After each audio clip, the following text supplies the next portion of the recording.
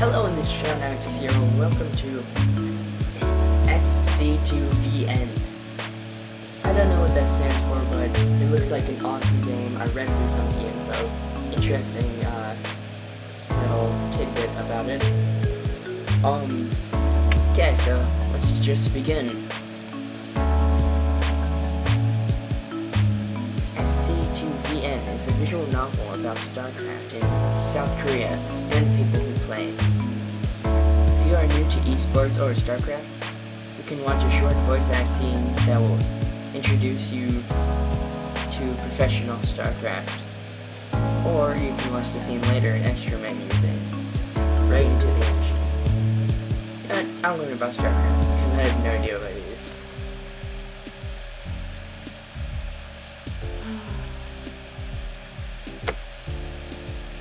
Hey Timmy, long time no see. How's it going?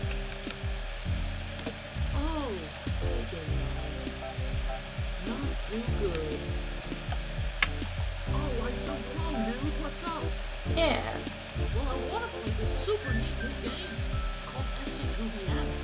But I don't know that much about StarCraft. I'm afraid a bunch of stuff is just gonna go over my head. Ditto. Oh, don't get down on yourself, Timmy. How about I help you out on some background info? That way you won't feel so lost. Okay. Wow, really? Thanks, Day9. You're the best. Totally. No problem, Timmy. So, what would you like to know? Okay, what were the earliest days of StarCraft like in Korea? Oh, you mean the days when players dressed up in spacesuits and played in tiny studios with fog machines? Oh, that sounds so cool. Yeah. Okay, hold on. We're getting a little ahead of ourselves. Don't you need me to tell you what StarCraft actually is? Yeah, back onto subject. Please, Day9, not that bad. What kind of person downloads visual novels about StarCraft without knowing that it's a popular real-time strategy game made by Blizzard? Well, did not know that. Well, Timmy, in the off chance that this is a recording designed for complete newbies to eavesdrop upon, how about I go over a few basics? Fine. Like you said, Timmy, StarCraft is a highly competitive game. Rather than the black and white chess pieces, players choose between 3 different races, each with its own advantages and playstyles. Also, like, classes. The powerful enigmatic Protoss, the scrappy efficient Terran, or the swarming insect-like Zerg. For 15 years, StarCraft has been played professionally in South Korea. Okay. Wow, really? You mean people can play video games for a living? Sounds That's awesome. right, Timmy. Corporate sponsors fund teams for millions of dollars, just like any other sport. And the players compete on televised tournaments for cash prizes in events known as Star Leagues. Esports is the real deal. Sweet. And people actually tune into the tournaments? They watch StarCraft on TV? I can't believe it. Ditto, bro. Believe it, Timmy. Those television broadcasts help expose StarCraft to non-gamers.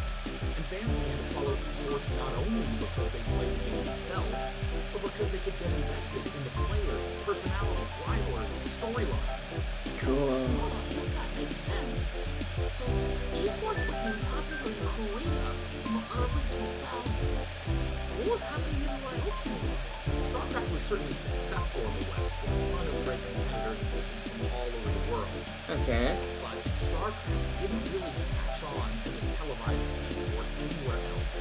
Huh. So as a result, the Korean players, with their professional training and their televised tournaments, were head and shoulders above everyone else. Well, okay, the Koreans were better in StarCraft 1, but wasn't everyone on an even playing field when StarCraft 2 came out? Well, at first, yeah, but you have to remember that Korea already had an infrastructure for televised esports. They simply rolled that same regimented practice schedule over to StarCraft 2. Okay. And even though everyone started the same quickly, Korea left the rest of the world in the dust. Only a handful of non-Korean players have ever been able to put up a challenge. Nothing really compares to the Korean team house. Yeah, I guess so. Team house? Come on, Tim, you can figure this one out. A for effort, Timmy. It's pretty much what it sounds like. A team house is both living quarters and a practice environment. Sweet. Coaches and managers have structured a daily schedule. They match you up with practice partners in a way that's more productive to you. And because everyone lives together, Yeah. they're talking strategy all the time. It's pretty much unanimously agreed upon that Korea is the place to be to get better at StarCraft. Sweet. As a result, Western pros head abroad to train or boot camp pretty regularly. Sweet. Wow, I feel so enlightened. All of this knowledge. Thrilled to be of service to you. Anything else I can assist with? Yeah, I think that covers everything, Mr. Nine. Now I can read SC2VN without Googling every 5 minutes. Yeah, Thanks me for too. helping me out. I super duper appreciate it. Totally. Anyways, I'll see you later. Thanks again. Good luck, Timmy. Try not to get the bad ending. Yeah, that's actually quite interesting. Sorry if that took a while. I didn't really know much at all. Okay, so StarCraft is pretty much a space combination of Skyrim and League of Legends, I guess.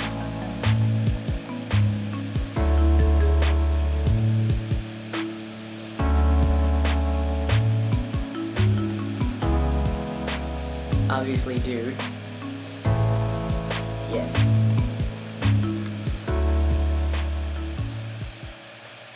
Who knows, I might even do a video where I play as the female.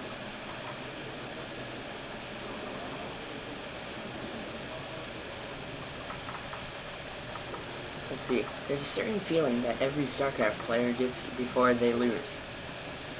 Most try to ignore it at first, but the inevitable is just another challenge to fight through. Like their past mistakes, don't count if they try a little bit harder. It's a natural thing to believe, otherwise contradicts the hour we spend practicing. Still, every player must eventually come to terms with a defeat. That they have to queue up for another game, or maybe that they flew across the world for nothing. I haven't met many players that can take a loss in stride. It's painful, it's permanent, it's proof that your best isn't always enough. Long after my elimination, I remain at the PC with a blank look in my eye. Clicks shoot from my finger as I leap from page to page. A tournament update mentions my defeat in passing, but no one acknowledges it. My frustration fades, I'm left with only guilt. I should have practiced harder.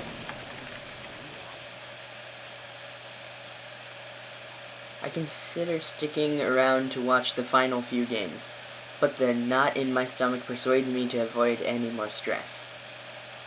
People are nice enough to a foreigner with the heart to attempt a Star League qualifier, but without a win, I'm just one more in the long line of losers.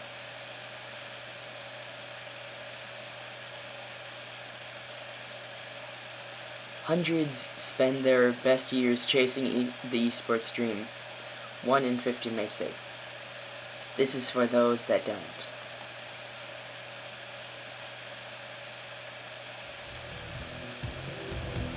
Every game of StarCraft begins the same. Gather resources, train a worker, construct a building, rally an army, defend a base, contest the map, turn something small into something more. The game is punishing, it's stressful, it's draining, builds you up and tears you down. It's not for everyone. It might not even be for me. How many more chances am I going to get? Was that my last? Oh, the feeling is back. Ha! Why am I still trying? Why can't I quit? My fist rattles the desk and sends a plastic bottle onto the floor. With my chin in my hand, I throw myself into the match replay. Open the menu, escape, or R, right click, okay, to check the glossary. I forced down a measured breath. Losing a throwaway ladder game shouldn't bother a player of my rank. Okay, so glossary. Ladder. Shorthand for online ranked play. Ranked from lowest to highest. The leagues in StarCraft 2 are Bronze, Silver, Gold, Platinum, Diamond, Master, and Grandmaster. Grandmaster rank is awarded to the top 200 players from each region. Okay. And then exit. Wait, no, I don't want to quit. No, return. Forgot about that, about visual novels. Okay. Scout denial and my poor control of the final fight gave my opponent the edge. In retrospect, my mistakes seem obvious. I toy with the conclusion that he was hacking before realizing that I'm just making excuses. No, I should have been able to win that one. Despite the Grandmaster badge next to my handle, I find myself too anxious to queue up for another game. The loss at the Victory Star League qualifier earlier today isn't helping my mindset. I comb my tiny room with a lock, restless and unmotivated. Sitting in a dark room for extended periods of time is incredibly depressing. A fact I learned only when it became a significant part of my life. First of all, I gotta say this. Here's a webcam, a nice monitor, yes. Headphones that are nice looking, yes. Good speakers, probably a Razer keyboard, probably a Razer mouse, and a CyberPower PC. That sounds amazing. That looks great. Only one thing is certain. I've got to get out of here.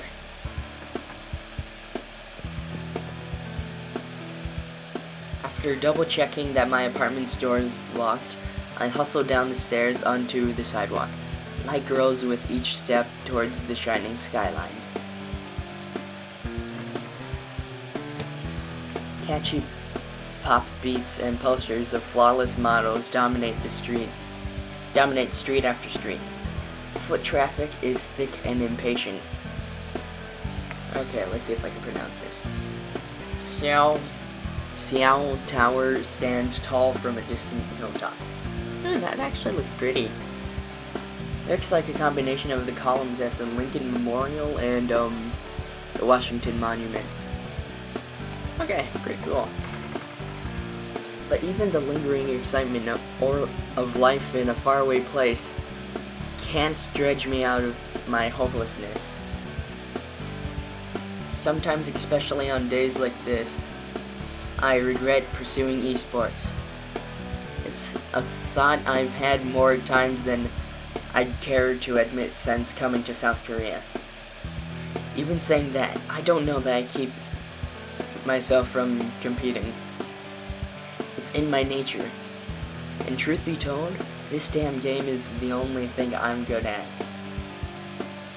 What is StarCraft? Some respond to that explanation on its game mechanics or its storyline.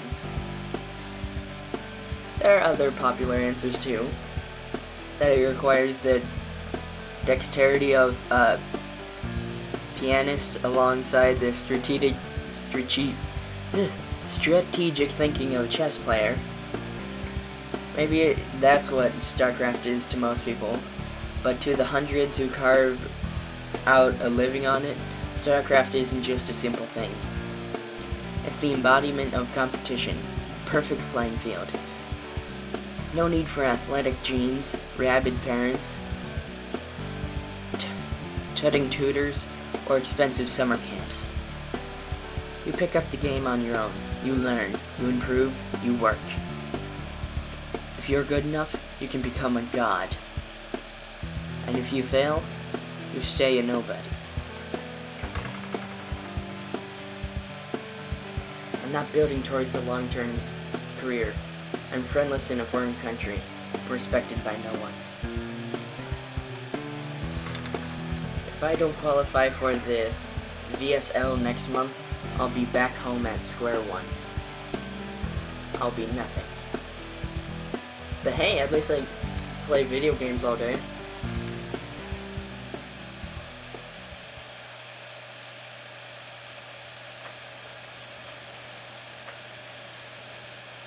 Are you sure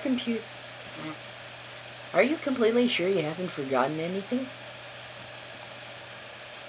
Do you have enough money for the cab when you land? Are you sure that the apartment got your money? Is your cell phone charged? You brought an extra charger, right? Mom, I'm fine. Please, nothing bad is going to happen. Remember, there won't be anyone to do your laundry, cook your meals, or wake you up when you oversleep. Budget well and you'll have 2 months.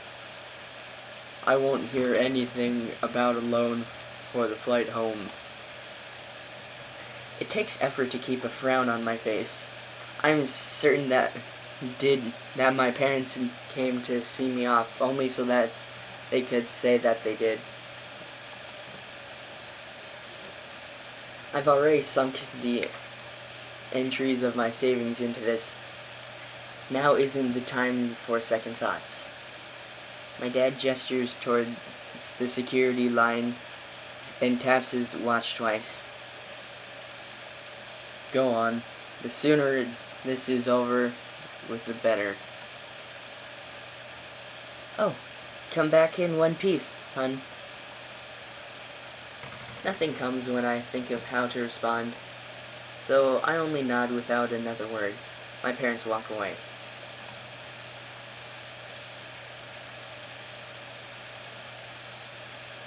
Grr.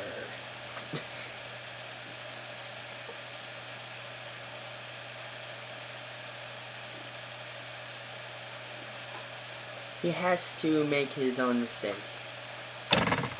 Whoa, my mouse flew to the side.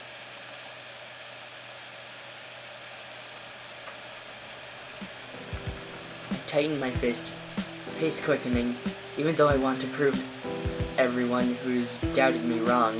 I'm tired of losing for no one's sake but my own. With the sun long set, overhead signs wash the streets in color. I've wandered so far that a walk back to my apartment would take almost a half an hour. My renewed drive to practice my craft drives my search for a place to play. It's not long before I see the words. I'm looking for PC Bang. PC Bang, what the heck's that?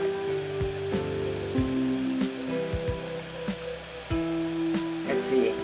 PC Bang is a type of LAN gaming center where patrons can play multiplayer computer games for an hourly fee. PC Bangs remain popular despite the spread of household computers, as they provide a meeting place for gamers, especially school-aged gamers, to play together with their friends. Okay. So kind of like a gaming cafe. Keep on clicking at that. Jeez. Okay. The amount of foot traffic suggests it's a pretty popular internet cafe. A sign on the front window reads Golden Zone Fire. Though I've only visited them a few times, PC Bangs are one of the things that interested me most about Korea when I first got into StarCraft.